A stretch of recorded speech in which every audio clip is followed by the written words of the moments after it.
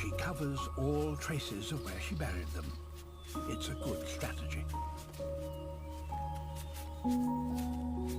But not good enough.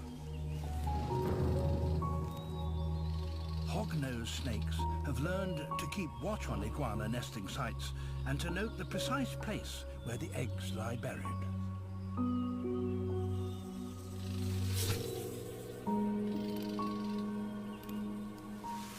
She has been completely outwitted.